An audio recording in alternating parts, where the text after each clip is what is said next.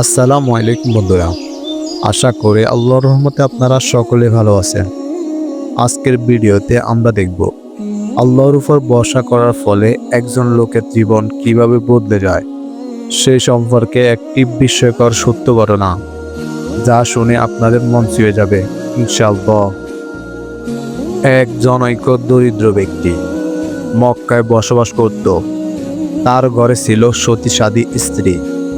একদিন তার স্ত্রী তাকে বলল, হে স্বামী, আমরা অভুক্ত, আজ আমাদের ঘরে কোনো খাবার নেই, আমরা এখন কি করব? স্ত্রীর এই কথা শুনে লোকটি বাজারের দিকে কাজ খুঁজতে বেরিয়ে গেলেন। কিন্তু অনেক খোঁজাখুঁজি করেও সে কোনো কাজ পেল না। কাজের সন্ধানে বেরিয়ে সারাদিন খোঁজাখুঁজির পর শ্রান্ত হয়ে মসজিদে প্রবেশ করলো।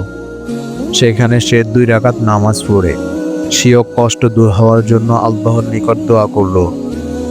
দোয়া শেষে মসজিদ চত্বরে এসে একটি ব্যাগ পড়ে থাকতে দেখল এবং সেটা খুলে 1000 দিরহাম পেয়ে গেল।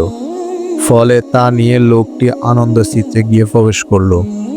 বাড়িতে গিয়ে তার স্ত্রীকে সমস্ত ঘটনা খুলে বলার পর স্ত্রী উক্ত দিরহাম গ্রহণে অস্বীকৃতি জানিয়ে বলল, অবশ্যই আপনি এই সম্পদ তার মালিককে ফিরিয়ে দিয়ে আসতে হবে। ফলে সে পুনরায় মসজিদে গিয়ে দেখল যে এক ব্যক্তি বলছে, কে একটি থলে পেয়েছ যার মধ্যে 1000 দিরহাম ছিল। এই কথা শুনে সে এগিয়ে গিয়ে বলল, আমি পেয়েছি, এই নিন আপনার থলেটি, আমি এটা এখানেই কুড়িয়ে পেয়েছি। এ কথা শুনে লোকটি তার দিকে দীর্ঘক্ষণ তাকিয়ে থেকে বলল, ঠিক আছে, তাহলে ব্যক্তি আপনি নিন, আর সাথে আরো 9000 দিরহাম নিন। এ কথা শুনে দরিদ্র লোকটি অবাক হয়ে তার দিকে তাকিয়ে রইল। তখন লোকটি বলল, সিরিয়ার এক জনৈক ব্যক্তি আমাকে 10,000 দিরহাম দিয়ে বলেছিল যে এর মধ্য থেকে আপনি 1000 দিরহাম মসজিদে ফেলে রাখবেন এবং কেউ সেটা তুলে নেওয়ার পর আহ্বান করতে থাকবেন।